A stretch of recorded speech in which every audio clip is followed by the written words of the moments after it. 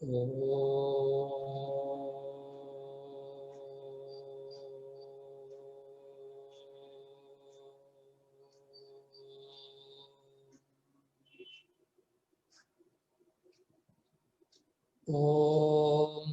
सहना भवतु सहनौ भुनक्तु सह वीर्यं करवावहै तेजस्विनावधीतमस्तु मा विद्विषावहै।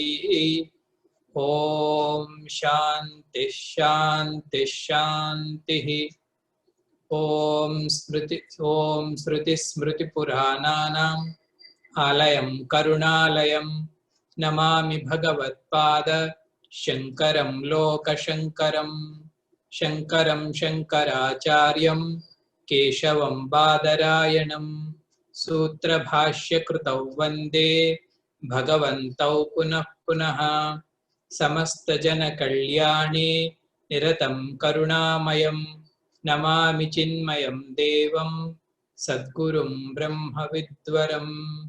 सद्गुरुं ब्रह्मविद्वरम्।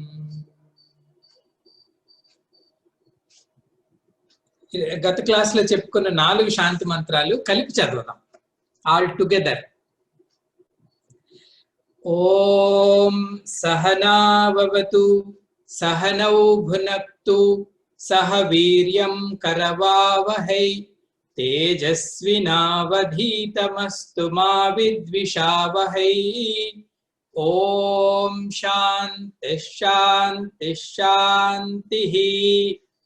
ఓం ఆప్యాయంతు మమాంగాని వాక్ప్రాణశ్చక్షుశ్రోత్రమధో బలమింద్రియాణి చ సర్వాణి సర్వం బ్రహ్మోపనిషదం మాహం బ్రహ్మ నిరాకుర్యాం మా బ్రహ్మ నిరాకరోత్ అనిరాకరణమస్త్వ నిరాకరణం మే అస్తు. तदात्मनि निरते य उपनिषत्सु धर्माः ते मयि सन्तु. ओम शांति शांति शांतिः. ओम वांग मे मनसि प्रतिष्ठिता मनो मे वाचि प्रतिष्ठितम् आविराविर्मयेधि वेदस्य आनीस्थः श्रुतं मे मा प्रहासीः. अनेनाधीतेन होरात्रान् सन्दधामि ऋतं वदिष्यामि सत्यं वदिष्यामि तन्मामवतु तद्वक्तारमवतु अवतु माम् अवतु वक्तारम्. ओम शांति शांति शांतिः. ओम भद्रं कर्णेभिः शृणुयाम देवाः भद्रं पश्येमाक्षभिर्यजत्राः स्थिरैरङ्गैस्तुष्टुवागंसस्तनूभिः व्यसेम देवहितं यदायुः. स्वस्ति न इंद्रो वृद्धश्रवाः स्वस्ति नः पूषा विश्ववेदाः स्वस्ति नस्तार्क्ष्यो अरिष्टनेमिः स्वस्ति नो बृहस्पतिर्दधातु. ओम शांति शांति शांतिः. हरि ओम. ఈ రోజు ఆఖరి శాంతి మంత్రం చెప్పుకున్నాం. ఆఖరి శాంతి మంత్రం ఏంటి స్వామీజీ అంటే పూర్ణమదః పూర్ణమిదం ఇవాల్టి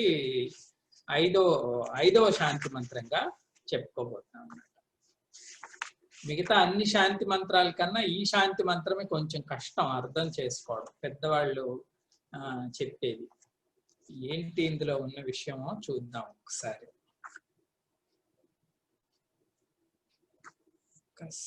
చూద్దాం.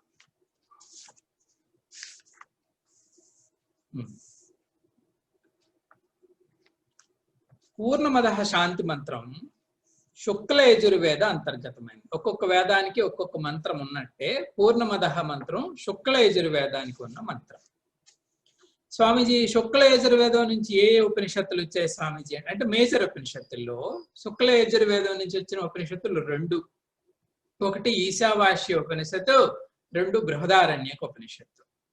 ఈ రెండు ఉపనిషత్తులు కూడా క్వైట్ కాంట్రడిక్షన్ ఏంటి స్వామీజీ అంటే ఈశావాస్యం చిన్న ఉపనిషత్తు, బృహదారణ్యకం ఉన్న ఉపనిషత్తులన్నింటిలోనూ పెద్ద ఉపనిషత్తు బృహదారణ్యక ఉపనిషత్తు. దాని పేరే బృహత్ ఆరణ్యక ఉపనిషత్తు. బృహత్ అంటే వెరీ బిగ్ అని అర్థం సంస్కృతం. సో ఈ రెండు ఉపనిషత్తులు శుక్ల యజుర్వేదం నుంచి వచ్చాయి. శుక్ల యజుర్వేదం నుంచి వచ్చిన ఏ ఉపనిషత్తు అయినా పూర్ణమదహతో ప్రారంభం అవ్వాలి. It's the tradition. మరి చిన్మయ మిషన్ ట్రెడిషన్ ప్రకారం చూస్తే ఏంటి, చిన్మయ మిషన్ లో ఏదైనా క్లాసు సత్సంగం ఏదైనా అయిపోయింది అన్నప్పుడు లాస్ట్ లో పూర్ణమదః శాంతి మంత్రం మనం చదువుతాం. మొదటేమో సహనావవతు చదువుతాం. సహనావవతు అంటే స్టడీ బాగా జరగాలి అని. క్లాస్ అంతా అయిన తర్వాత పూర్ణమదః ఎందుకు చదువుతాం? It is complete, god is blessed, భగవత్ కృప వలన మన కార్యక్రమం జరిగింది అని జ్ఞాపకం చేసుకుంటాం అన్నమాట. ఇప్పుడు ఈ ఉపనిషత్తుని కొంచెం తార్కికంగా కొంచెం చాలా కేర్ఫుల్ గా వినాలి. ఉపనిషత్తులో ఉన్న తత్వం ఏంటో. మొదటి నాలుగు శాంతి మంత్రాల్ని మనం చూస్తే సహనాభవతు, భద్రం కర్ణేభి, వాంగ్మే మనః ఆప్యాయంతు మమంగా, ఈ నాలుగింటిలో ప్రేయర్ ఏంటి స్వామీజీ అంటే ఈ నాలుగింటిలో ప్రేయర్ జస్ట్ మనం భగవంతుడి యొక్క బ్లెస్సింగ్స్ ని అడిగాం. మన చదువు కోసం కానీ, మన ఆరోగ్యం కోసం కానీ, మనలో ఉపనిషత్తు ధర్మాలు పెంపొందాలని కానీ, సో భగవంతుడిని ప్రేయర్ చేసాం. 4 ఉపనిషత్తులు కూడా ప్రేయర్ మోడ్లోనే ఉంటాయి. 4 శాంతి మంత్రాలు. ఈ శాంతి మంత్రం మాత్రం ఇందులో ప్రేయర్ ఏమీ ఉండదు. పూర్ణమదః శాంతి మంత్రంలో ప్రార్థన ఉండదు. మరి ఏముంటుంది స్వామీజీ పూర్ణమదః శాంతి మంత్రంలో అంటే, పూర్ణమదః శాంతి మంత్రంలో తత్వజ్ఞానం ఉంటుంది. శాంతి మంత్రంలోనే తత్వజ్ఞానం ఉంది. అంటే అద్వైతము అని ఏ సిద్ధాంతాన్ని అయితే మనం చెప్పుకుంటున్నామో, తత్వము వేదాంతం అని చెప్పుకుంటున్నామో, ఈ వేదాంతాన్ని అంతటినీ కూడా ఒక నట్షెల్ అంటే సూక్ష్మంగా ఈ మంత్రంలోనే ఋషి పొందుపరచడం జరిగింది అనమాట. అందుకు మిగతా వాటికన్నా ఈ మంత్రాన్ని ఎక్కువగా మనం కేర్ఫుల్ గా వినాలి. జాగ్రత్తగా పెన్ను పేపర్ దగ్గర పెట్టుకోండి. ఒక్కొక్క పాయింట్ రాసుకుంటూ ఉండండి. అయిన తర్వాత ఈ రోజు మంత్రం తాలూకా స్పెషాలిటీ ఏంటంటే, దానిని అయిన తర్వాత మనం రిఫ్లెక్ట్ చేస్తూ ఉంటే కొంతవరకు ఓహో అద్వైతం అంటే ఇలా ఆలోచించాలని కొంత ఐడియా వస్తుంది. అద్వైత సిద్ధాంతాన్ని ఎలా ఆలోచించాలో ఒక ఐడియా ఇస్తుంది ఈ మంత్రం. ఈ మంత్రం పైన భగవత్పాదులు విశేషమైన కామెంటరీ రాశారు. శంకర భగవత్పాదులు చాలా హ్యూజ్ భాష్యాన్ని రాశారు ఈ మంత్రం పైన. కొంచెం మనం చూద్దాం. మొదట ఈ మంత్రం తాలూకా వాక్యార్థం ఏంటో చూద్దాం. వాక్యార్థం అంటే లిటరల్ గా ఈ మంత్రం ఏం చెప్తుందో. మంత్రంలో ఉన్న పాదాలు ఏంటండి అంటే, పూర్ణం అదహ. మనం చాంట్ చేసి తర్వాత క్లాస్కి రిపీట్ చేయండి. ఓం పూర్ణమదః పూర్ణమిదం పూర్ణాత్ పూర్ణముదచ్యతే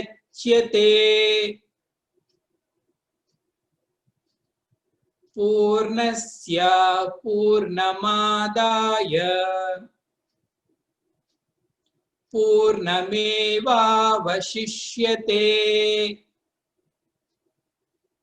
ఓం శాంతి శాంతి శాంతి. కలిపి చదువుదాం. ఓం పూర్ణమదః పూర్ణమిదం పూర్ణాత్ పూర్ణముదచ్యతే పూర్ణస్య పూర్ణమాదాయ పూర్ణమేవావశిష్యతే. ఓం శాంతి శాంతి శాంతి. ఇది మంత్రం. ఇప్పుడు చూడండి. ఓం అంటే హే పరమాత్మ, పూర్ణం అదహ పూర్ణం ఇదం మొదటి వాక్యం ఇది. పూర్ణం అదహ, అదహ అంటే దాట్, అది. తెలుగులో మనం అది అంటాం, ఇక్కడ అదహ అని సంస్కృతంలో. దాట్ ఈజ్ ఫుల్, అది పూర్ణం, పూర్ణం అదహ. పూర్ణం ఇదం, పూర్ణం ఇదం అంటే దిస్ ఈజ్ ఆల్సో ఫుల్, ఇది కూడా పూర్ణమే. పూర్ణం అంటే అర్థం ఏంటంటే కంప్లీట్, ఫుల్, ఇన్ఫినిట్, అనంత వస్తువుని పూర్ణము అంటాం. ఫుల్ అని అర్థం లిటరల్ గా తీసుకుంటాం. పూర్ణం అంటే ఫుల్. పూర్ణం అదహ, పూర్ణం ఇదం. తర్వాత ఋషి ఏం చెప్తున్నారు? పూర్ణాత్ పూర్ణం ఉదచ్యతే. పూర్ణాత్, పూర్ణం నుంచి, పూర్ణం రెండవ పూర్ణం, ఉదచ్యతే ఉద్భవించింది. పూర్ణాత్ పూర్ణం ఉద్భవించింది అంటే అర్థం ఏంటి? అదహ అన్న పూర్ణం నుంచి అంటే పరబ్రహ్మ నుంచి ఇదం అన్న పూర్ణం, ఇదం అంటే ఏంటి? జగత్తు, జగత్తు ఉద్భవించింది. పూర్ణాత్ పూర్ణం ఉదచ్యతే, ఇది సెకండ్. నెక్స్ట్ వన్, పూర్ణస్య పూర్ణం ఆదాయ పూర్ణమేవావశిష్యతే.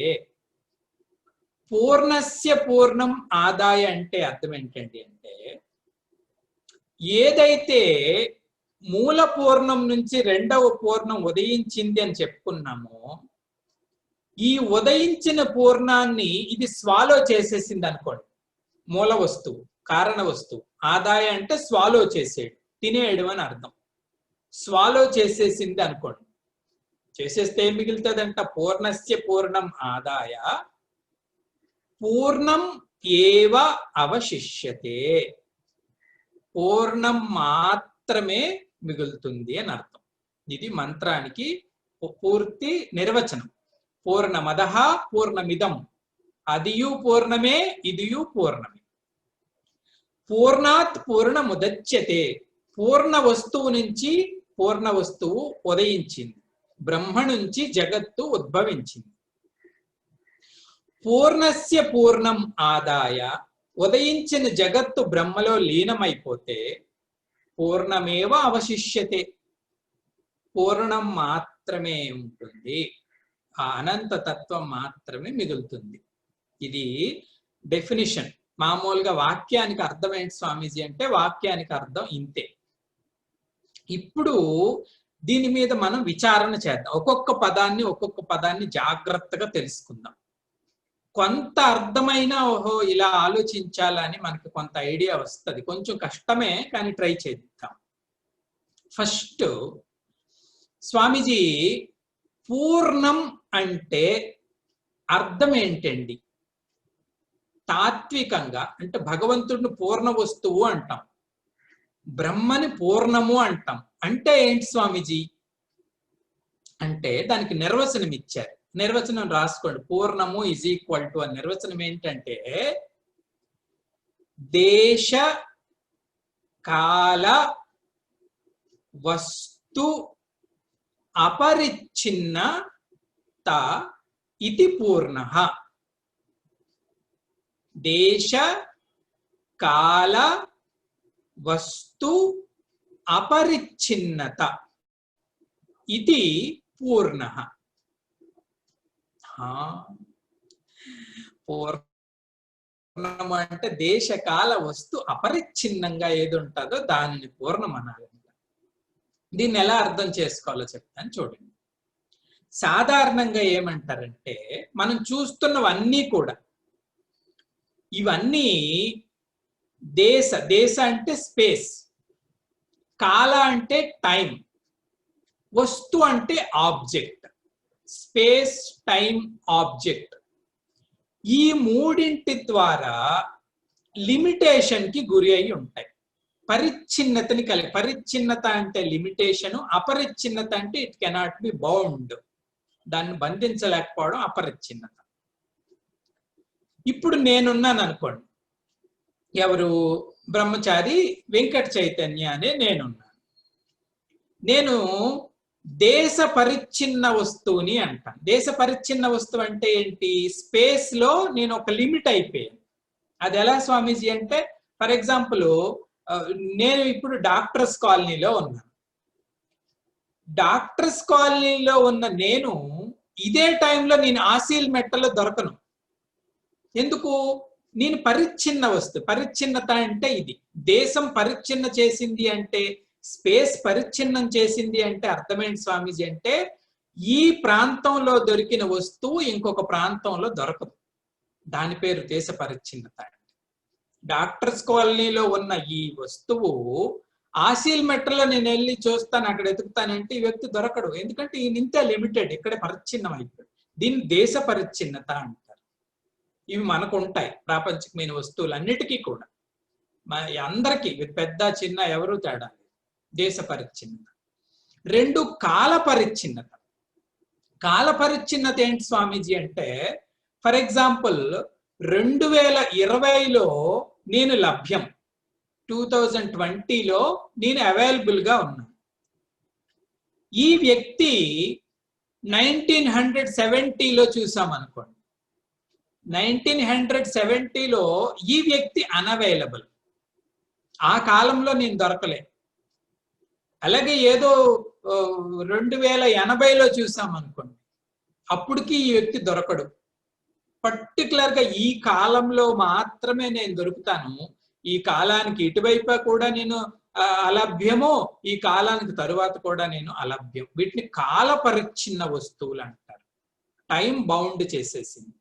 ఇందాక దేశం, ఇప్పుడు కాలం. ఇంకొకటి ఏంటి స్వామీజీ అంటే వస్తు పరిచ్ఛిన్నత అంటారు. వస్తు పరిచ్ఛిన్నత అంటే ఏంటి? అన్ని వస్తువులలో నేను ఉండలేను. వెంకట చైతన్య ఎక్కడ కనిపిస్తే ఎక్కడ దొరుకుతాడండి అంటే, ఈ కుర్చీలోనే నేను కూర్చోగలను. సేమ్ టైం ఈ కుర్చీలోనూ ఆ బల్ల మీద నేను కూర్చోగలను అంటే కూర్చోలేను. I can sit only one spot only. దీన్ని వస్తు పరిచ్ఛిన్నత అంటారు. ఒకే టైంలో 2 ప్రాంతాల్లో 2 వస్తువుల దగ్గర 2 వస్తువులలో నేను ఉండలేను, ఒక్క వస్తువులోనే ఉండగలను. వీటిని పరిచ్ఛిన్నత.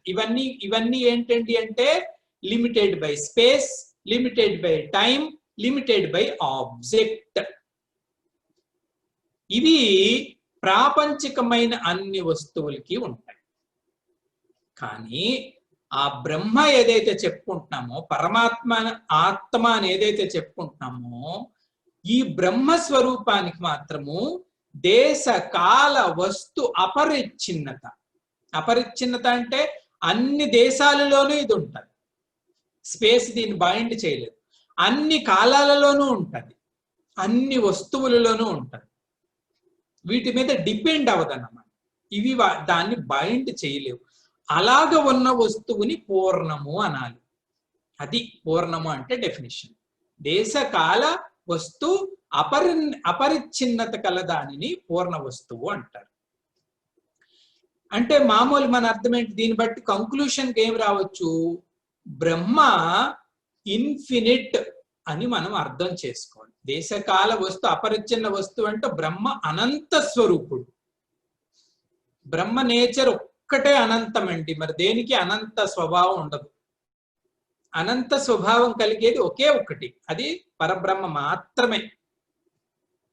దానికి ఆది లేదు, అంతము లేదు, దేశము లేదు, కాలము లేదు, వస్తువు లేదు. సర్వవ్యాపి, సర్వత్రా వ్యాపించి ఉంటాడు. అది పూర్ణం.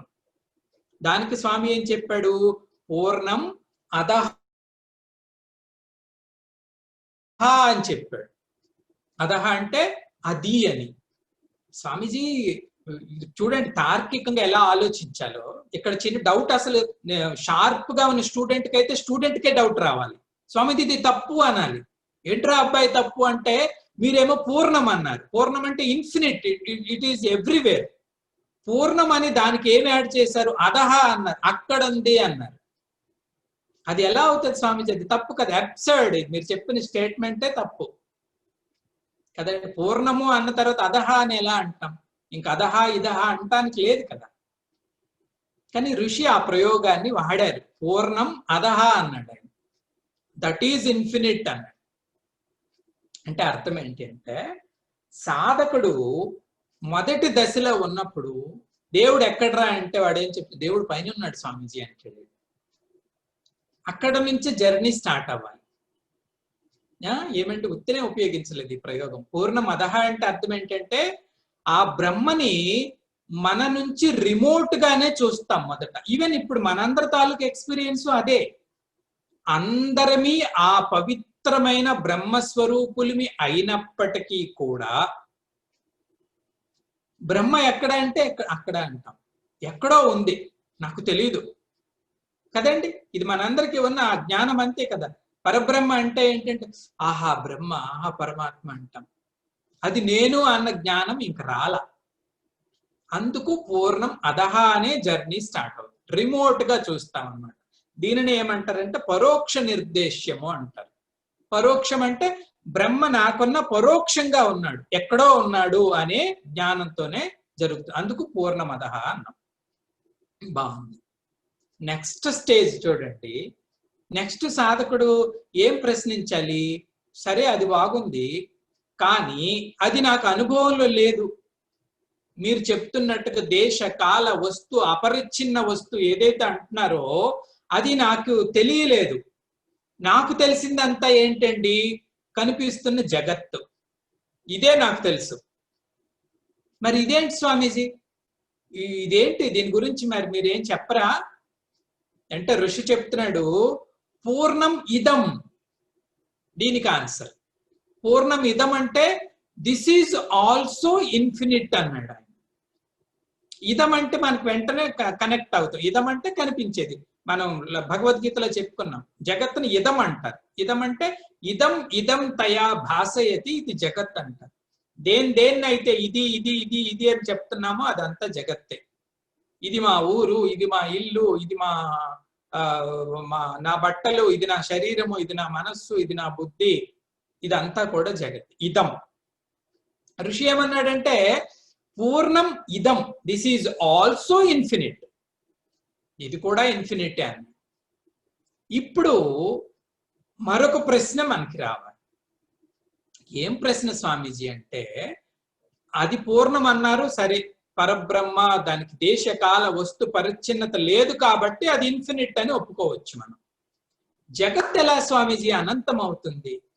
జగత్కి ఆ స్టేటస్ ఎలా ఇచ్చేస్తారు మీరు అంటే కొన్ని కారణాలు చెప్తారు. మొదటి కారణం ఏంటండి అంటే ఈ కనిపిస్తున్న అనంత జగత్తు అంతటికీ కూడా కారణం బ్రహ్మ. ఇంకెక్కడి నుంచి వస్తుంది? ఇది ఎక్కడి నుంచి రావాలి? ఇంకొక సోర్స్ లేదు, ఆయన తప్పించి ఇంకొక సోర్స్ లేదు. కాబట్టి దీనికి కారణం బ్రహ్మ.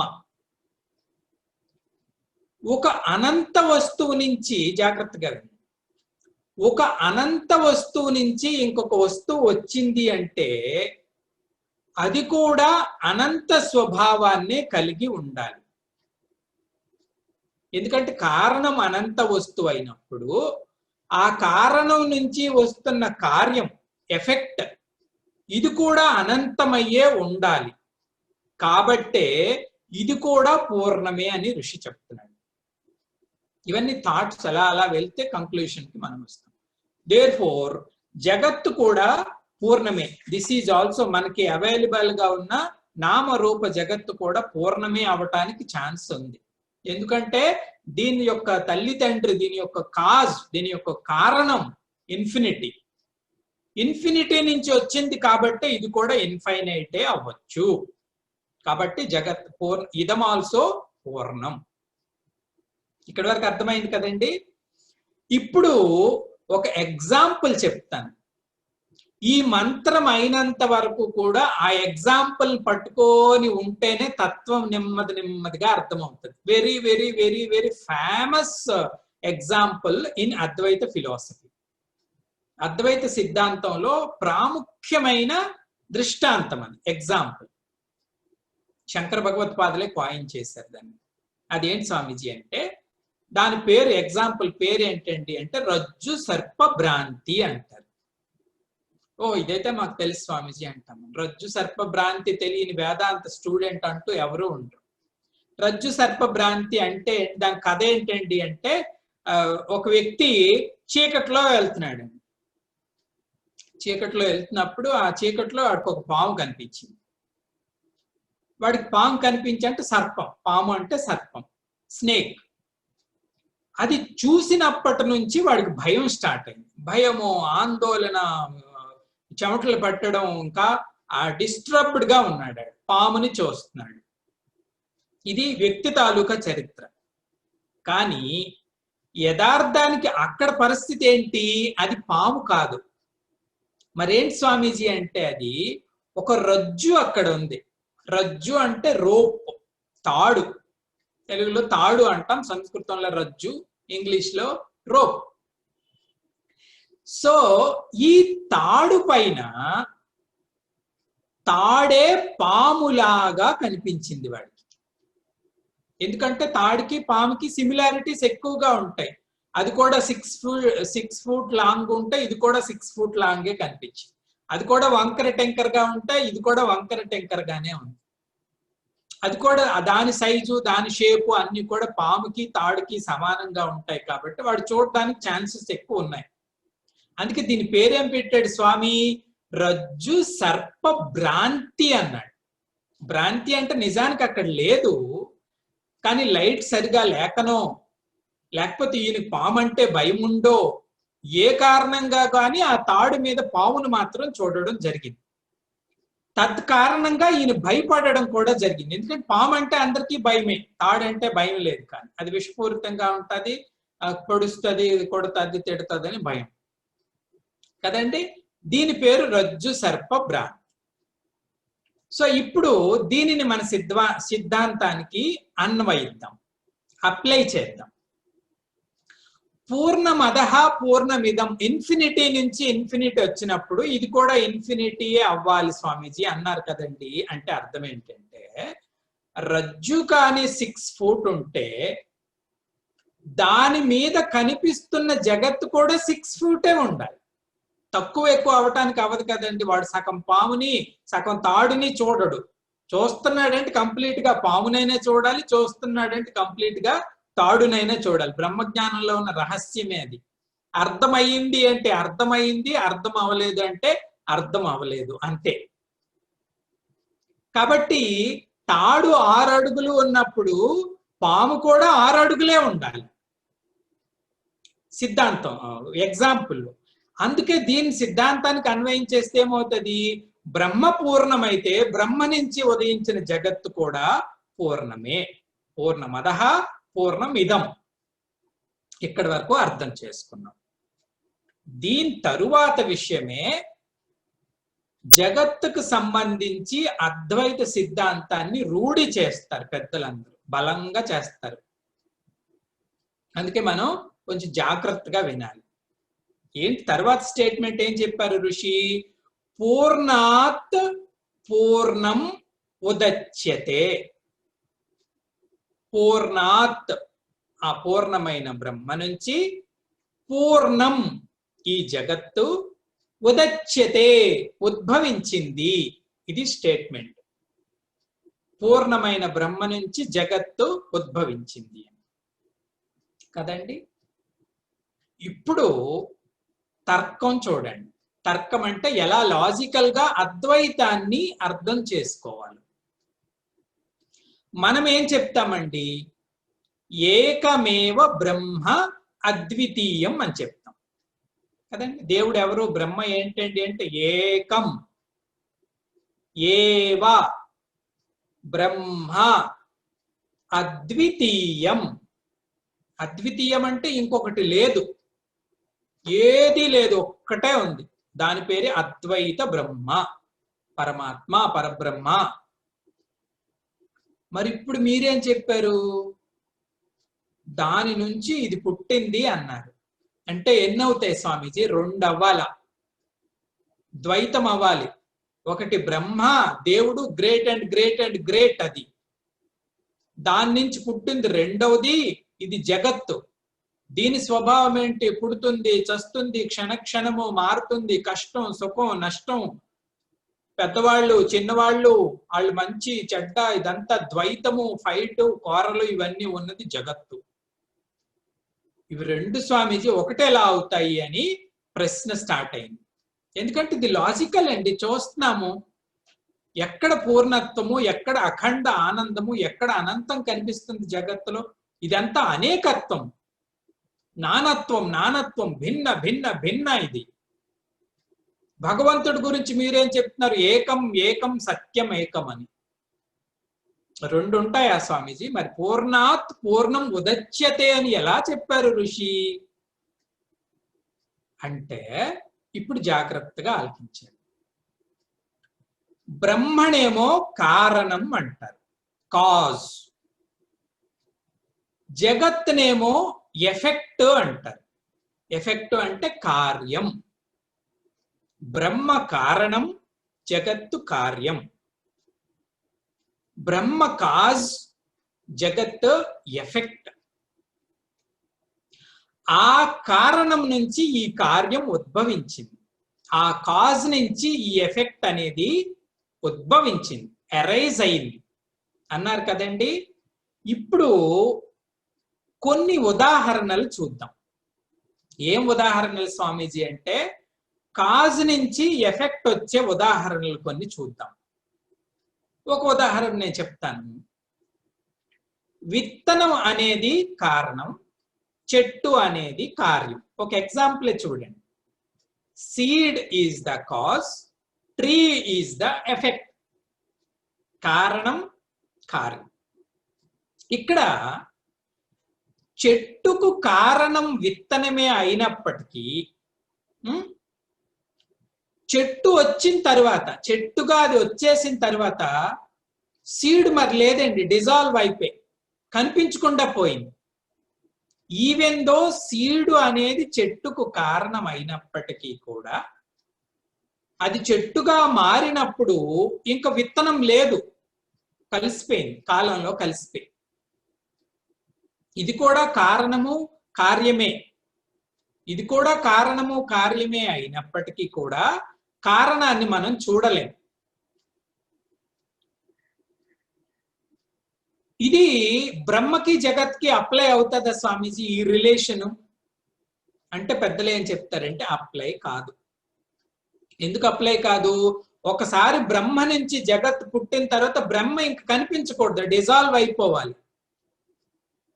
ఒకవేళ ఈ రిలేషన్ కానీ అయితే, విత్తనానికి చెట్టుకి ఉన్న రిలేషన్ కానీ ఉంటే బ్రహ్మ మరి కనిపించకూడదు. కానీ యథార్థం అది కాదు కదండి. బ్రహ్మ నిత్య వస్తువు, వీటన్నిటికీ ఆధారంగా ఉన్న సత్య వస్తువు.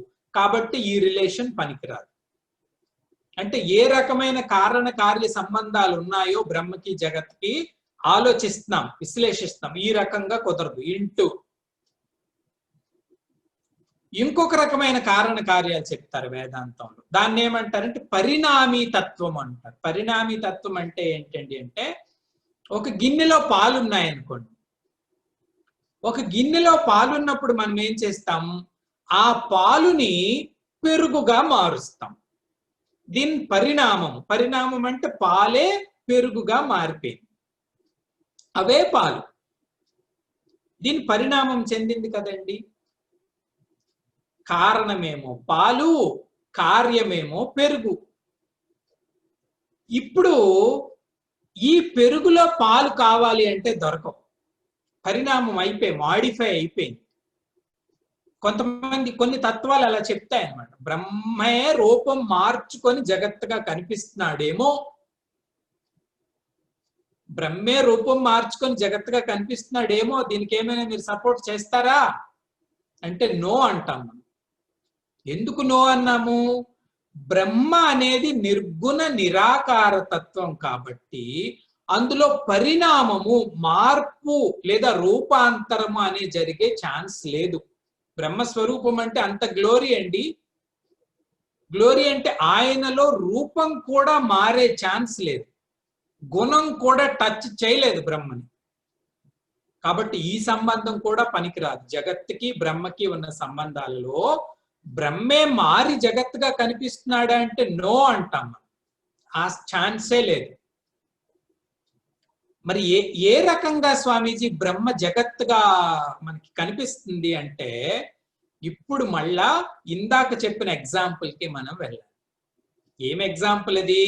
ఒక రోప్ మీద స్నేక్ ఎలాగైతే కనిపిస్తుందో ఆ సంబంధమే బ్రహ్మకి జగత్కి ఉన్న సంబంధం. ఇప్పుడు జాగ్రత్తగా ఆలోచించండి. ఒక రోప్ మీద అంటే ఒక తాడు పైన సర్పం కనిపిస్తుంది. ఈ తాడుకున్న కొన్ని లక్షణాలు సర్పానికి కనిపించవచ్చు, ఉండొచ్చు కాక, పొడవుగా ఉంది, వంకర టెంకరగా ఉంది, ఇలాంటిది. కానీ సత్యంలో, నిజంలో నీకు పాము కనిపించినా పాము కనిపించకపోయినా ఆ ప్రాబ్లం సాధకుడితోనే ఉంది, కానీ తాడుతో లేదు. అది ఎప్పుడు తాడే. అది సంబంధం. జగత్తుకి విశ్వానికి ఉన్న సంబంధం ఏంటండి అంటే తాడు మీద ఆరోపింపబడిన సర్పం జగత్తు. మరి జగత్తు కనిపించడానికి కారణం ఏంటండి అంటే శంకర భగవత్పాదులు ఆన్సర్ ఇస్తారు. ఏంటండి అంటే భ్రాంతితయ. భ్రాంతితయ అంటే అర్థం ఏంటి? మన అజ్ఞానం, బ్రహ్మకు సంబంధించి మన స్వరూపానికి సంబంధించి అజ్ఞానం ఉన్నన్నాళ్ళు జగత్తు ఉంది, జగత్తు సత్యము, ద్వైతం ఉంది, రాగద్వేషాలు ఉన్నాయి, శరీరం ఉంది, పుట్టుక మరణాలు ఉన్నాయి అని ఈ భాష అంతా వాడతాం. ఎన్నాళ్ళు? భ్రాంతి ఉన్నన్నాళ్ళు. ఆ భ్రాంతి పోయి జ్ఞానం అరైజ్ అయినప్పుడు, బ్రహ్మకు సంబంధించిన జ్ఞానం అంటే నిజంగా ఆత్మ జ్ఞానం కలిగినప్పుడు, ఆ బ్రహ్మను తెలుసుకున్నప్పుడు అది సెల్ఫ్ ఎవిడెంట్. సెల్ఫ్ ఎవిడెంట్ అంటే మరొకటేది అక్కడ అవసరం లేదు. ఉన్నది ఒక్కటే తత్వం, ఉన్నది ఒక్కటే తాడు, ఉన్నది ఒక్కటే రోప్. నేను సరిగా చూడలేదు చీకట్లో కాబట్టి అక్కడ పామే ఉందని చూసా. కాబట్టి పాముకున్న లక్షణాలన్నీ నా బుద్ధిలో పనిచేసే. పాముకున్న లక్షణాలు ఏంటి? అయ్యో బాబు, ఇది విష జంతువు, ఇది పొడుస్తుంది, దీనికి దూరంగా ఉండాలి అని చెమటలు పట్టడము, పరుగులు పెట్టడము, జనాన్ని పిలవడం, ఆ తూత్ అని డిస్టర్బ్డ్ గా, ఎజిటేటెడ్ గా ఆ టైం అంతా ఉన్నాను. ఎంతకాలం? యాజ్ లాంగ్ యాజ్ నేను ఆ రోప్ని చూసినంత వరకు పాముకు సంబంధించిన భయాందోళనలన్నింటినీ మెయింటైన్ చేశాను. ఎప్పుడైతే జ్ఞానోదయం అయ్యిందో వెంటనే భ్రాంతి పోయింది అంటే మనకి ద్వైతం పోయింది అంతే. జగత్తు యొక్క సత్య నాటకం ఎన్నాళ్ళండి అంటే అజ్ఞానం కలిగిన సాధకుడిలో అజ్ఞానం ఉన్నన్నాళ్ళు ఈ జగత్ అనేది ద్వైత నాటకం చలామణి అవుతుంది.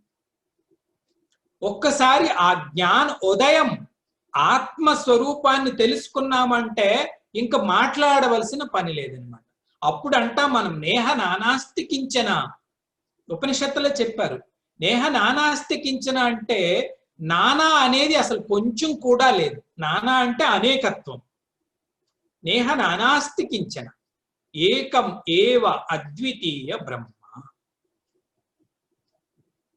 అది జగత్తుకి బ్రహ్మకి ఉన్న సంబంధం. బ్రహ్మ నుంచి జగత్తు వచ్చింది అంటే ఎలా వచ్చిందండి అంటే వచ్చింది అనేది ఒక భ్రాంతి జనిత వృత్తి. ఇది నడుస్తున్నది అనేది కూడా ఒక భ్రాంతి జనిత వృత్తి. ఈ జగత్తుకి ఎగ్జిస్టెన్స్ ఎన్నాళ్ళు ఉంటుందండి అంటే యాజ్ లాంగ్ యాజ్ మనకి ఇగ్నరెన్స్ ఉంటుందో సో లాంగ్ దిస్ జగత్ విల్ బి ఎగ్జిస్టెడ్. ఎప్పుడైతే ఆత్మ జ్ఞానం వస్తుందో ఇంకా మరి రెండు మాటలు అనవసరం లేదనమాట, చెప్పాల్సిన పనే లేదు. ఎందుకంటే ఒకటే. నేను అజ్ఞానంలో ఉన్నప్పుడు ఒకటే సత్యం ఉంది, జ్ఞానం ద్వారా తెలుసుకున్నది అదే ఒకటే సత్యం ఉంది.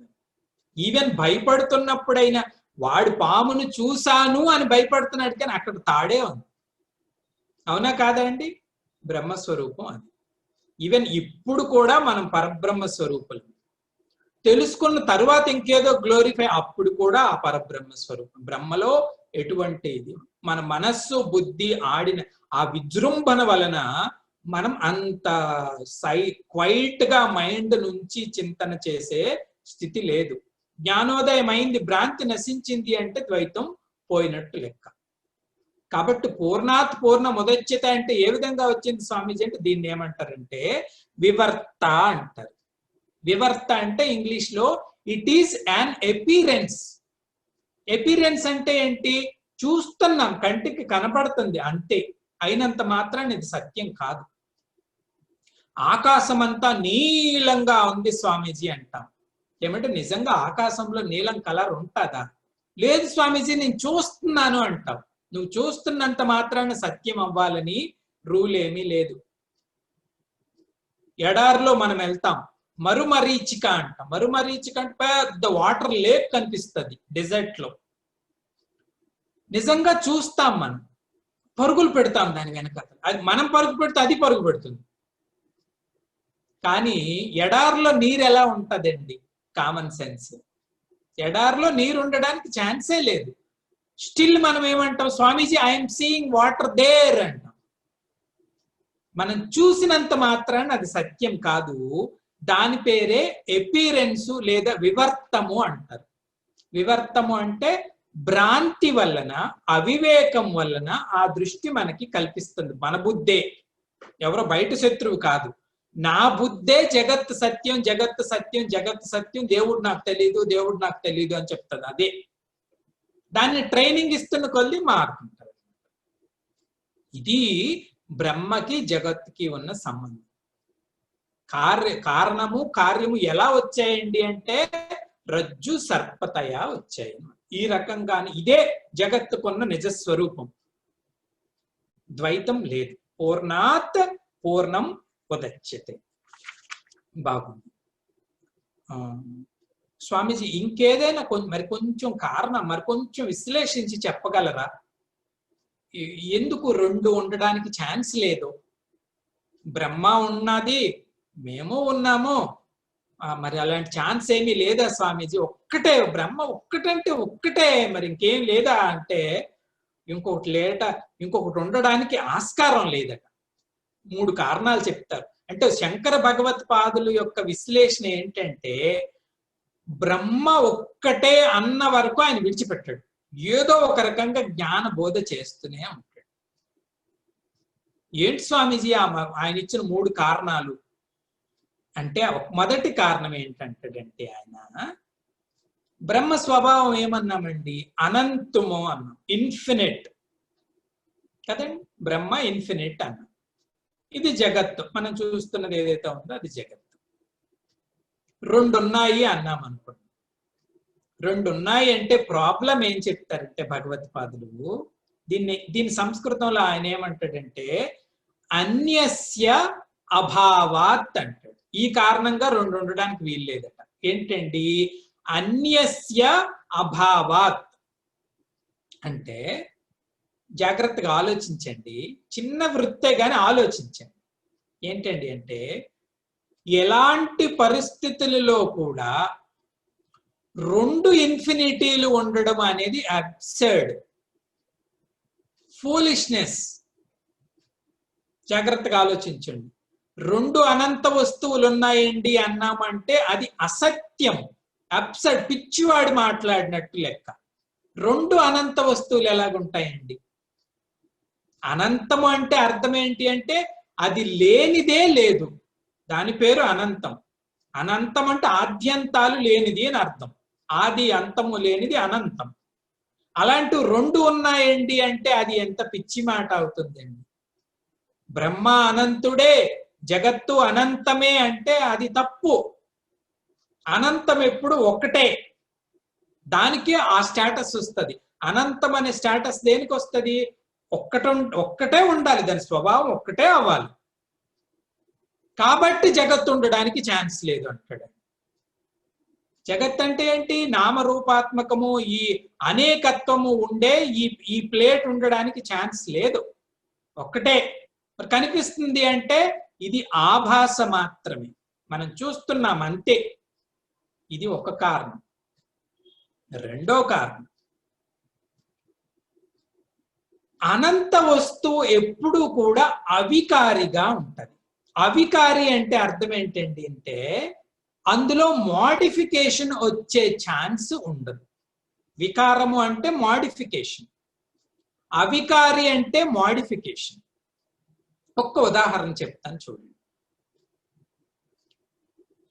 ఇప్పుడు ఈ రూమ్ లో ఉన్న నేను ఈ రూమ్ లో ఉన్న నేను ఇదే వ్యక్తిని పక్క వీధిలో నేను కనిపించలేను. ఎందుకు కనిపించలేనండి? నేను అనేది ఈ దేశ కాల వస్తువులకు మాత్రమే పరిచ్ఛిన్నత కలిగినవాడు. అదే సమస్తము వ్యాపించి ఉందనుకోండి ఏదైనా వస్తువు, అది ఇంకొక దగ్గర కనిపించింది అంటే అర్థం ఏంటో తెలుసా అండి? దీని యొక్క ఏమంటారు స్టాటస్ ని దాన్ని అదే కంప్రైజ్ చేసుకున్నట్టు లెక్క. వికారత వచ్చే ఛాన్స్ అనంత వస్తువుకి ఉండదు. వికారత ఎవరికి వస్తుందండి? పరిణితి ఉన్న వాళ్ళకి, అంటే పరిచ్ఛిన్నంగా ఉన్న వాళ్ళకి. ఎవరమైనా సరే, వస్తువులు కానీ వ్యక్తులు కానీ దేశాలు కానీ ఏవైనా పరిచ్ఛిన్నంగా ఉన్నవి మాత్రం వికారానికి మారే ఛాన్స్ ఉంటుంది. ఎందుకంటే అవి లేని స్థలం ఇంకొకటి ఉంది కాబట్టి ఇక్కడి నుంచి అక్కడికి వెళ్ళడమో అక్కడి నుంచి ఇక్కడికి రావటమో ఇలాంటి వ్యాపారం ఏదైనా జరుగుతుంది. వికారం అంటే ఒకటి మార్పు. ఆ కుర్చీలో నేను లేను కాబట్టి ఈ కుర్చీలో లెగిసి ఆ కుర్చీలో నేను కూర్చోవచ్చు. కానీ అంతటా వ్యాపించి ఉన్న వస్తువు అది అక్కడి నుంచి లేచి ఇంకో దగ్గర కూర్చొనే ఛాన్స్ లేదు కదా, మార్పు వచ్చే ఛాన్స్ లేదు కదా. కాబట్టి ఇది రెండో కారణం. బ్రహ్మ నుంచి ఇంకొకటి రావడానికి ఆస్కారం లేదు, ఎందుకంటే అది ఒక్కటే, అవికారత్వం. మూడోది స్వామి ఇంకొకటి బ్యూటిఫుల్ గా ఎగ్జాంపుల్ చెప్తాడు. ఆ బ్యూటిఫుల్ ఏంటండి అంటే, జగత్ అంతా క్రియాత్మకము అంటాం. క్రియాత్మకం అంటే మనసు ద్వారా మనం ఆలోచిస్తాం, శరీరం ద్వారా కర్మ చేస్తాం. మన కార్లు బరుగు పడతాయి, రైళ్లు బరుగు పడతాయి, మనస్సు బరుగు పడుతుంది. అందరం క్రియా క్రియా క్రియా క్రియా పని చేస్తా ఉంటాం. ఈ జగత్ స్వభావం అంటే కంప్లీట్ గా మన ఎక్స్పీరియన్స్ కి, మనం ఉన్న స్టేట్ కి అపోజిట్ గా చెప్తున్నారు స్వామి. కానీ బ్రహ్మ స్వరూపం ఎలా ఉంటదంట? అనంత వస్తువులో క్రియ అనేది రావటానికి ఛాన్స్ ఉండదు. ఎందుకు ఛాన్స్ ఉంటదండి? ఏ పనైనా చెయ్యాలి అంటే బోలెడన్ని సహకారం ఉండాలి. సహకారం అంటే నేను పని చేయాలి అంటే మొదట నాకు చేతులు కాళ్ళు ఉండాలి, నాకు ఒక సంకల్పం ఉండాలి, దేన్నైనా నేను ఆశించి చెయ్యాలి, లేదని ఎవరైనా ఆశకు అనుగుణంగా నేను చెయ్యాలి. ఇవన్నీ కూడా ఒక క్రియని ప్రోత్సహించేవి. కానీ ఒక్కడే ఉన్నప్పుడు ఆయనకి క్రియ అనేది ఛాన్స్ ఎలా వస్తుంది? కాబట్టి అక్రియాత్మకమైన బ్రహ్మలో క్రియాత్మకమైన ఈ ప్రపంచం పుట్టే ఛాన్స్ లేదు. చూడండి, ఇవన్నీ కూడా మన తాలూకా అనుభవానికి కంప్లీట్ గా అపోజిట్ గా వెళ్తున్నారు స్వామి. బ్రహ్మస్వరూపమేమో అద్వైతం, ఒక్కటే. మనం చూస్తున్నదేమో అనేకత్వం. బ్రహ్మస్వరూపంలో మార్పు వచ్చే ఛాన్స్ లేదు, అవికారి. మనం చూస్తున్నదేమో వికారత్వం. వికారం అంటే మార్పు. ప్రతిదీ మార్పే. ఇవాళ ఒకలా ఉంటే రేపు ఇంకోలా ఉంటుంది, మార్పు. బ్రహ్మ వస్తువేమో అవికారి, అందులో కర్మ పుట్టే ఛాన్సే లేదు, కర్మ చేసే ఆస్కారం లేదు బ్రహ్మకి. మనం చూస్తున్నదేమో కర్మ లేనిదే లేదు. ఎక్కడ ప్రపంచంలో ఎక్కడైనా వేలు పెట్టండి, అక్కడ ఏదో ఒక యాక్టివిటీ ఉంటది. చిన్న చేప ఉన్నా దాని పని అది చేసుకుంటది, ఏదో టిక్కు టిక్కు టిక్కు టిక్కుమని. ఎక్కడ put your finger anywhere there is some activity. కానీ బ్రహ్మ స్వభావంలో యాక్టివిటీ ఉండదు అంటే బోల్డ్ గా చెప్పడం కాదు, యాక్టివిటీ ఉండడానికి ఛాన్స్ లేదు, అలాంటి వస్తువు అది. దేర్ ఫోర్ బ్రహ్మ నుంచి జగత్తు వచ్చింది అంటే ఇది అసంభవం. కాబట్టి ఈ కనిపిస్తున్న జగత్తు కేవలము భ్రాంతి జన్యము. అజ్ఞానమే జగత్తు పుట్టుకకి కారణం తప్పించి మరి ఏది జగత్తు పుట్టుకు కారణం కాదు. జగత్ పుట్టుకకి కారణము బ్రహ్మ విష్ణు మహేశ్వరులు కాదు, పంచభూతాలు కాదు, తల్లి తండ్రి కాదు, ఎవ్వరూ కాదు. ఈ అనంతమైన జగత్ అని మనం చెప్పుకుంటున్న ఈ జగత్ పుట్టుకకి కారణం ఎవరండి అంటే భ్రాంతి, అజ్ఞాన మాత్రం. అది అద్వైత సిద్ధి. అది పోయింది అంటే అక్కడ రెండు ఉండవు. మరి అజ్ఞానం పోవడమే ద్వైతం పోవడం. ఈ ద్వైతానికి తల్లి కోరు మూల బిందువు ఏదండి అంటే అవిద్య. అజ్ఞానం. తత్కారణేన ఆ కారణంగానే అక్కడ నుంచి ఇక్కడ వచ్చింది అని. అందుకే లాస్ట్ కి ఇప్పుడు మనం చెప్పుకున్నది కంక్లూడ్ చేస్తున్నారు ఋషి. చూడండి ఎక్కడి నుంచి స్టార్ట్ అయ్యి లాస్ట్ లో ఏం చెప్తున్నాడు ఆయన? పూర్ణస్య పూర్ణం ఆదాయ పూర్ణమేవ అవశిష్యతే. If you remove this the second one, రెండవ దానిని గాని తీసివేస్తే కేవలం ఆ ఇన్ఫినిటీ ఒక్కటే ఉంటుంది. Final bottom line. పూర్ణస్య పూర్ణం ఆదాయ, ఆ అనంత పూర్ణ బ్రహ్మ నుంచి ఈ పూర్ణాన్ని జగత్ పూర్ణం అనుకుంటున్నది దీన్ని స్వాలో చేసేసింది అనుకోండి. అనంతం ఆదాయ అంటే స్వాలో చేసేయడం, తినేయడం. స్వాలో చేసేస్తే ఏం మిగులుతుంది స్వామీజీ అంటే పూర్ణం ఏవ అవశిష్యతే, ఇన్ఫినిటీ మాత్రమే ఉంటుంది. భయపడ్డాడు, పాము ఉంది అని భయపడ్డాడు. లైట్ వేస్ చూసాం. లైట్ వేస్ చూస్తే ఏం కనిపించిందండి? రోప్ కనిపించింది. ఇప్పుడు ప్రశ్నించండి, ఇంతవరకు పామును చూస్తున్న వాడిని, అరే బాబు నువ్వు ఇంతవరకు పాము అని గొడవ చేసావు కదా, ఇప్పుడు ఆ పాము ఎక్కడికి వెళ్ళిందిరా అని అడగాలి. పాము ఎక్కడికి వెళ్తాదండి? అది ఉంటే కదా ఎక్కడికి వెళ్ళడానికి. దానికి పుట్టుకే లేదు. ఎక్కడికి వెళ్తాదండి పాము? వాడు ఏమి అండు, ఏదో మిస్టేక్ వల్ల చూశానండి అంటాడు. It is not there any time. నేను భయపడుతున్నప్పుడు పాము లేదు, నేను ఇప్పుడు తాడుని చూస్తున్నప్పుడు పాము లేదు. జగత్తు యొక్క సత్యం అంతా ద్వైతం లేదు. అజ్ఞాన కాలేన అపి, అజ్ఞానంలో ఉన్నప్పుడు కూడా జగత్తుకు సత్యం లేదు. జ్ఞానం ప్రకాశించిన తర్వాత కూడా జగత్తుకు పాము ఎటెళ్ళిపోయింది, ఎటెళ్ళిపోయింది అక్కడ ఉంటే కదా, అది పుడితే కదా అసలు. మరి భయపడ్డాను స్వామీజీ అంటే, ఆ భయపడ్డామంటే ఆ భ్రాంతి మిగతావన్నీ పుట్టించింది. భయము, ఆందోళన, ఇప్పుడు మనం అనుభవిస్తున్నవన్నీ. మూల బిందువుని టార్గెట్ చేయాలి. మూల బిందువు ఏంటండి అంటే ఈ మిస్టేక్. ద్వైతాన్ని చూస్తుంది బుద్ధి అజ్ఞాన వశాత్. ఆ అజ్ఞాన నివృత్తిని గాని మనం చేసుకున్నాము అంటే మనకి అపూర్ణ సత్యం గోచరిస్తుంది. ఎలా గోచరిస్తుంది అంటే అది సత్యం, దట్ ఈజ్ ఓన్లీ దేర్. ఎందుకు ఇది పరమ పురుషార్థం అంటారండి? ఆధ్యాత్మికతని పరమ పురుషార్థం అంటే సాధించవలసిన వాటన్నింటిలో కూడా ఉత్కృష్టమైనది. ఎందుకండి అంటే ఇదొక్కటే నిజం, మిగతాదంతా పిచ్చి వాళ్ళ మాటలు లాంటివి, నిద్రలో మాటలు లాంటివి అంటారు గురుదేవులు. ఇప్పుడు నిద్రలో ఇప్పుడు మనం ఆడుతున్న ఈ సత్యం అంతా కూడా నిద్రలో మాటలు లాంటివి అనమాట. ఏదేదో మాట్లాడతాం. స్వామిజీ ఇవన్నీ నిద్రలో మాటలే అంటారు. మా ఫ్లాటు, మా కారు, మా పిల్లలు, ఇవన్నీ అన్ని శరీరం కూడా. నేను ఎంత బాగున్నానో, ఎంత బాగాలేనో, ఎంత వయసు వచ్చింది, ఫలానా ఫలానా ఫలానా ఫలానా, ఇవన్నీ కూడా నిద్రలో మాటలంట. ఫ్లాటరింగ్ ఇన్ స్లీప్ అంటారు ఆయన. సత్యం లేదు. అది తెలుసుకున్నప్పుడు ఇంకా ఆరాం, కంప్లీట్ విశ్రాంతి. బుద్ధికి అది అర్థమైంది అంటే అదే సెటిల్ అయిపోతుంది. ఈ విధంగా పూర్ణమదః పూర్ణమిదం నుంచి పూర్ణం ఏవ అవశిష్యతే అన్న దగ్గర కంక్లూడ్ చేసి లాస్ట్ లో ఒక ఏమంటారు దాన్ని మార్క్ చేసి శంకరాచార్య భగవత్పాదులు రాస్తారు. పూర్ణం ఏవ అవశిష్యతే అన్న పూర్ణం మాత్రమే ఉంటది, అనంతం అన్నారు కదండి. ఆ అనంత పూర్ణం అహం. ఆ అనంత పూర్ణం అహం. అహం బ్రహ్మ అస్మి. అది అర్థమైతే కంప్లీట్ స్టడీ మనకి అర్థమైంది.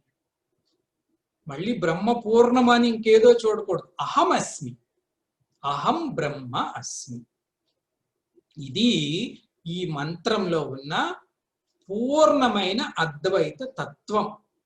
జగత్ అని చూపిస్తూ చూపిస్తూ చూపిస్తూ ఎక్కడ తెచ్చుకోవాలి? ఇది నేనే ఆ సత్య ఆధార వస్తువుని. నా గ్లోరీ అనంతం. I'm not this body, I'm not Born at all.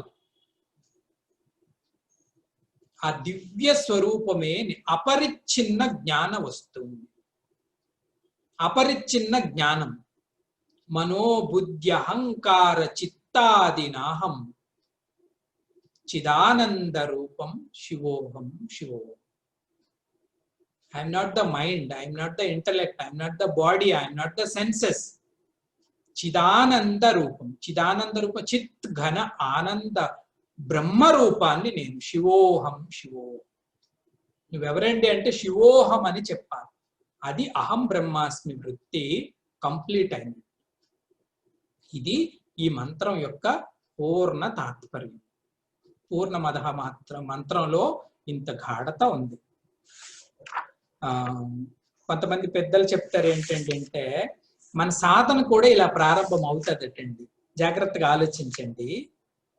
మన సాధన కూడా ఇలాగే ప్రారంభమయ్యి ఇలాగే ఎండ్ అవుతుంది. ఇంత బ్యూటిఫుల్ గా చెప్పారు. సాధనలో మొట్టమొదటి ఏమి అంటాం మనం?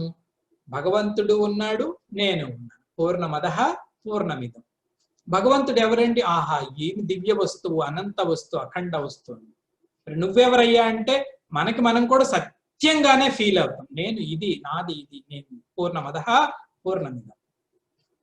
మరి కొంచెం మెచ్యూరిటీ పెరిగింది అనుకోండి సాధనలో, అంటే నిజంగా శ్రవణం ఎక్కువ కాలం, ఇదంతా మన బుద్ధిలో జరుగుతున్న మార్పులు. ఇవి మన బుద్ధిలో జరుగుతాయి ఈ మార్పులు. ఒక్క వ్యక్తి, ఒక సాధకుడుగా ఎవరికారు ఐడెంటిఫై చేసుకోవాలి. బుద్ధిలో తర్వాత వచ్చే పక్వత ఏంటి? నేను వేరు, ఆయన వేరే కాదు. పూర్ణస్య పూర్ణం ఆదాయ. నేను కేవలం శరీరంగా చూసుకునేటప్పుడు తల్లిదండ్రుల నుంచి వచ్చున్నానో లేకపోతే ఇంకోదే కానీ నేను ఈ జడ వస్తువుని కాదే. మరి ఎవరు నేను? నేను ఒక చైతన్య వస్తువునై, ఒక జ్ఞాన స్వరూపాన్ని అయి. నా ఐడెంటిటీ వేరు. Not this body. I'm having this body. అర్థమైంది? నేను ఈ మనో బుద్ధులు, ఇంద్రియాలు, శరీరము, ప్రాణాలు, ఈ వెహికల్ అంతటికి ఓనర్. ఇది కొంచెం మెచ్యూరిటీ సాధనలు. I'm the boss of this equipment. A equipment? Limited equipment. ఇది కూడా ఆధ్యాత్మికతలో గొప్ప పురోగతి సాధనలు. ఏమండి? అప్పుడు ఏమనుకుంటాం మనం? ఈ జీవస్వరూపం, ఈ జీవుడుగా నేను ఎక్కడి నుంచి రావచ్చు? బ్రహ్మ నుంచే రావచ్చు. పూర్ణస్య పూర్ణం ఆదాయ. భక్తులు అందుకే చెప్తారు కదండి, జీవా అపి విఠాల అంటాడు. ఈ జీవుడు నేను నేను అంటున్న ఈ చిన్న జీవుడు కూడా చైతన్య స్వరూపమే అంటాం. ఆ తర్వాత ఏం చెప్తాం?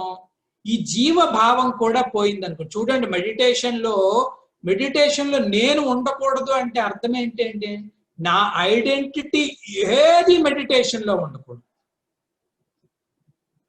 నా ఐడెంటిటీ ఏది అంటే ఇందాక మంత్రం చెప్పుకున్నట్టు మనోబుద్ధి అహంకార చిత్తాదినాహం. నా జాగ్రత్తగా శరీరం నుంచి మన ఐడెంటిటీని విత్డ్రా చేసుకోవాలి, మనస్సు నుంచి విత్డ్రా చేసుకోవాలి, బుద్ధి నుంచి విత్డ్రా చేసుకోవాలి. ఆఖరిగా మిగులుతున్న ఈ ఐ అనేది కూడా చిన్న స్పృహ. స్పృహ అంటే ఏంటి? నేను గుర్తిస్తున్నాను. I'm identifying my existence.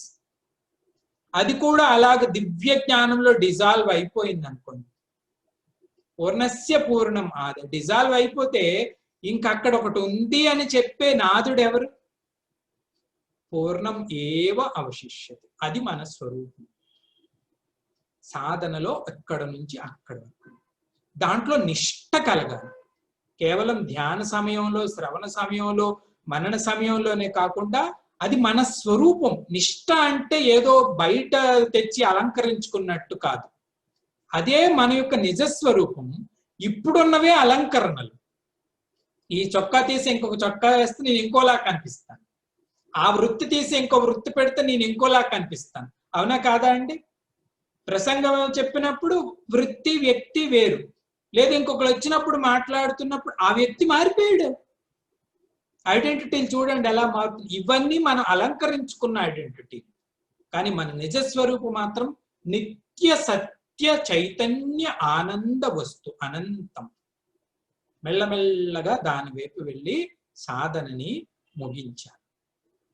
కాబట్టి ద్వైతం వచ్చే ఛాన్సే లేదు. కొన్ని పూర్వపక్షాలు ప్రతిపక్షాలు వీళ్ళ ప్రశ్నలన్నిటికీ కూడా శంకర భగవత్పాదులు సమాధానం చెప్పారు. ఒక చిన్న ఎగ్జాంపుల్ చెప్పి ముగించేస్తాను. తర్కం ఎలా చేస్తారు, చిన్న ఎగ్జాంపుల్ 2 minutes లో ముగించేస్తాను. ఇంకొక సిద్ధాంతం వాళ్ళు వచ్చారంట శంకర భగవత్పాదులకి. వాళ్ళని భర్తృ ప్రపంచకులు అంటారు. భర్తృ ప్రపంచకులు అంటే అర్థం ఏంటండి అంటే వాళ్ళు బ్రహ్మ సత్యమే జగత్తు సత్యమే అంటే దీని ద్వైత అద్వైత సిద్ధాంతులని టెర్మినాలజీ పూర్వ. ఆయన వచ్చి అన్నాడంటే స్వామి మీరు మొత్తం జగత్తుని కళతో సమానము, లేకపోతే ఒక భ్రాంతి వలన ఇది ఉంది, భ్రాంతి లేకపోతే ఇది లేదు, అంత లో గ్రేడ్ చేసేకండి. ఇది కూడా సత్యమే. ప్రళయం వచ్చినప్పుడు ఇదంతా కూడా దేవుడిలో ఐక్యమైపోతుంది, అప్పుడు ఒకటే ఉంటుంది. సృష్టి జరుగుతున్నప్పుడు 2, జగత్తు ప్రకాశిస్తుంది, దేవుడు ప్రకాశిస్తాడు. సృష్టి లయం అయిపోయినప్పుడు ఒకటే. ఇప్పుడు ద్వైతం, అప్పుడు అద్వైతం. దానికి మీరు ఓటయ్యొచ్చు కదా స్వామి అన్న. అంటే శంకర భగవత్పాదులు అంటారు కరెక్టే, కానీ బ్రహ్మ యొక్క వస్తు స్వరూపం ఎలాగంటిది ఏంటి అంటే దాని నుంచి ఇంకొకటి వచ్చే ఛాన్స్ లేదు. బ్రహ్మతో ఉన్న ప్రాబ్లం ఇది. ఎలాగైనా జీవుడు పోరాటం చేస్తున్నాడు. ఏంటి, నాకు సత్యం కావాలి, జీవుడికే సత్యం కావాలి అని పోరాటం. కానీ మహాత్ములు ఏమంటారు, పోనేదో మనవాడే కదా సపోర్ట్ చేద్దామంటే బ్రహ్మస్వరూపం ఎలాంటిది, ఆయన నుంచి ఇంకొకటి వచ్చే ఛాన్స్ లేదు. ఆయన స్వరూపం అలాంటిది. ఆయన కేవల స్వరూపం, కేవలత్వం అక్కడ ఉంది. అఖండ స్వరూపం, దాన్ని బ్రేక్ చేయడానికి వీలు లేదు. అది కేవలత్వం తప్ప అనేకత్వాన్ని చూసే ఛాన్స్ లేదు. కాబట్టి ఆయన ఏమంటాడంటే బ్రహ్మస్వరూపంలో సత్యం జ్ఞానం అనంతమైన ఆ బ్రహ్మస్వరూపంలో బ్రేక్ అయ్యే ప్రశ్నే లేదు, జగత్తు ఉద్భవించడానికి ఛాన్సే లేదు. కాబట్టి కాసేపు జగత్తున్నన్నాళ్ళు ఇది సత్యమే అది సత్యమే, జగత్తు ప్రళయం అయిపోయిన తర్వాత అప్పుడు అద్వైతం ఒప్పుకుంటామంటే కుదరదంటాం. పురాణాల్లో చెప్పుకుంటాం కదండి, దట్ ఈజ్ ఆల్సో ఫాల్స్. బుద్ధి సాత్వికంగా దైవికంగా అయినప్పుడు ఆ గొప్ప వృత్తులు రావచ్చుగా. ఈవెన్ సత్వం కూడా బ్రహ్మని తాకదు అంటారు. అందుకే త్రిగుణాతీతం అంటాం బ్రహ్మ. సత్వంలో దివ్యమైన వృత్తులు రావచ్చు కాక, భగవత్ సాక్షాత్కారం కలగొచ్చు కాక, అది కూడా ఒక సాత్వికమైన గొప్పదైన అఖండమైన వ్యాపారమే తప్పించి సత్యం అబ్సల్యూట్ ట్రూత్ అయితే కాదు. పారమార్థికంగా అది కూడా సత్యం కాదు అని చెప్పాడు శంకర భగవత్పాదులు. అంటే ఆయనకి కోపం వచ్చి హే మహాత్మా నువ్వు అలా అంటున్నావు కదా, అలా అయినప్పుడు మరి వేదాలలో కర్మకాండ ఉపాసన కాండని ఋషులు రాయవలసిన అవసరం ఏముంది, కేవలం ఉపనిషత్తులే రాయొచ్చు కదా, కర్మ ఉపాసన ఇవన్నీ ఎందుకు చెప్పారు, వేదంలో చెప్పింది తప్పంటావా నన్ను అంటే శంకర భగవత్పాదులు దానికి కూడా ఆన్సర్ ఇస్తారు. ఏంటంటే అరే బాబు ఇవన్నీ అవసరం. నిజంగా బ్రహ్మే ఉంటే గురువు శిష్యుడు చెప్పాల్సిన పని ఏముంది, ఒకటే తత్వం అన్నాం. ఆయన ఏం చెప్పారంటే కర్మ నుంచి ఉపాసన వరకు, ఉపాసన నుంచి జ్ఞానం వరకు గ్రాడ్యువల్ గా ఒక జీవుడు ఎలా ప్రోగ్రెస్ అవ్వాలో ఉపనిషత్తు శాసించింది, వేదం శాసించింది. కానీ జీవన్ముక్తుడిని వేదమపి నశాశయతి. ఒక వ్యక్తి జీవన్ముక్తిని గాని పొందితే ఈవెన్ వేదం కూడా ఆయన నువ్వు ఇలా ఉండరా అబ్బాయి, నువ్వు ఇలా ఉండకూడదురా అబ్బాయి అని నిర్దేశించలేదు. కాబట్టి శాస్త్రం కూడా లిమిటెడే అంటాడు భగవత్పాదం. కాబట్టి అద్వైతం కేవలం అద్వైతం మాత్రమే. మాట మాత్రంకైనా ద్వైతానికి సత్యం లేదు.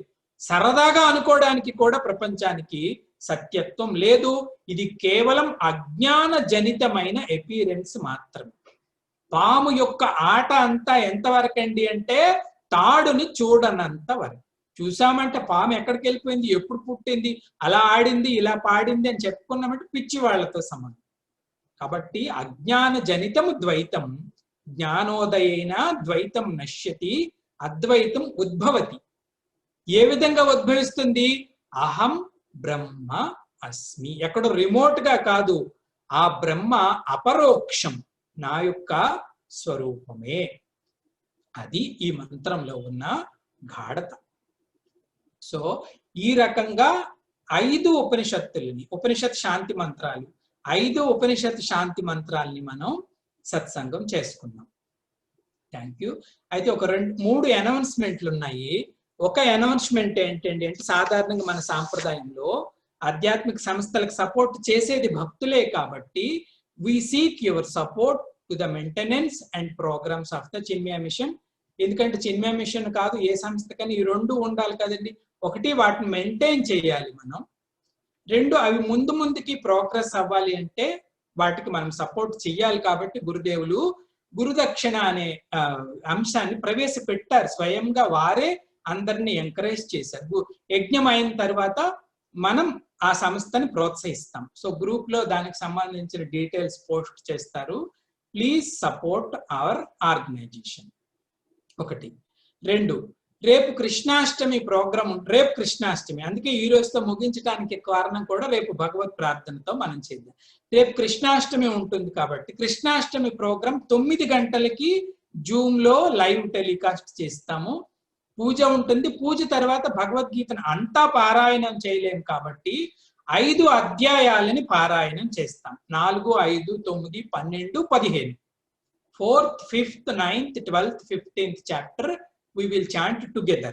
That also. And the evening 6:30 together we will chant Sri Vishnu Sahasranama Stotra Parayana. Half an hour, 6:30 to 7 Vishnu Sahasranama Parayanam.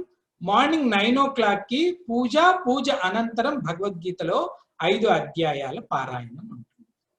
ఇది రేపు. ఈ లింక్ ఉదయానికి వేరుగా లింకు, మా సాయంత్రానికి వేరుగా లింకు పోస్ట్ చేస్తాం. తర్వాత 17th మహారుద్రాభిషేకం. ఆ రోజు శ్రావణ మాసం మాస శివరాత్రి సోమవారం పడింది. సో ఆ పుణ్యదినాన్ని ప్రతి మాస శివరాత్రికి మన సంస్థలో భగవంతుడికి అభిషేకం చేయాలి అనుకుంటున్నాం. దానికి ఆల్రెడీ ఒకసారి అనౌన్స్ చేశాం. మీరు అందరూ పార్టిసిపేట్ చేయండి. ప్రతి ఒక్కరూ రుద్రాభిషేకం చేయించుకోండి. తెలిసిన వాళ్ళ చేత కూడా చేయించండి. ఎక్కువ మంది ఈ కార్యక్రమంలో పాల్గొందాం. సో అది 17వ తారీఖు ఉదయం 9 గంటలకి జరుగుతుంది మహారుద్రాభిషేకం. You can see from your house also. అంటే పరోక్షంగా కూడా మీరు దాంట్లో కంట్రిబ్యూట్ చేయండి, రిజిస్ట్రేషన్ చేసుకోండి. తర్వాత ఇదే నెలలో ఆఖరి వారంలో ఇప్పుడు ఉపనిషత్ యజ్ఞం చెప్పుకున్నాం. ఆఖరి వారంలో గీతా యజ్ఞం చెప్పుకున్నాం. 9వ అధ్యాయం మిగతా భాగాన్ని 24 నుంచి 29 వరకు లేదా 28 వరకు 9వ అధ్యాయాన్ని భగవద్గీత. అయితే ఈసారి భగవద్గీత సాయంత్రం పెట్టుకుందాము అని అన్నారు. సాయంత్రం 6:30 to 7:45 కి పెట్టుకుందాము అని. సో ఈసారి ట్రై చేద్దాం. 6:30కి షెడ్యూల్ పెట్టుకుంటే పార్టిసిపేషన్ ఎలా ఉంటుందో చూసి, ఇఫ్ ఇట్ ఈస్ గుడ్ ఒక యజ్ఞం మార్నింగ్ సెషన్ లో పెట్టుకుందాం. ఉపనిషత్తు ఇత్యాదులు, గీతా ఇత్యాదులు సాయంత్రం సెక్షన్ లో ఇంకొక యజ్ఞం పెట్టుకుందాం. అందరికీ పేరు పేరున ధన్యవాదం. ప్రతిరోజు శ్రద్ధగా వచ్చిన్నారు, శ్రద్ధగా విన్నారు, శ్రద్ధగా నేర్చుకున్నాం. భగవంతుడి యొక్క తత్వానికి సంబంధించిన కొన్ని అంశాలు శ్రవణం జరిగింది. కాబట్టి ఓం పూర్ణమదః పూర్ణమిదం పూర్ణాత్ పూర్ణముదచ్యతే పూర్ణస్య పూర్ణమాదాయ పూర్ణమేవావశిష్యతే. ఓం శాంతి శాంతి శాంతి. హరి ఓం. శ్రీ గురుభ్యో నమః. హరి ఓం.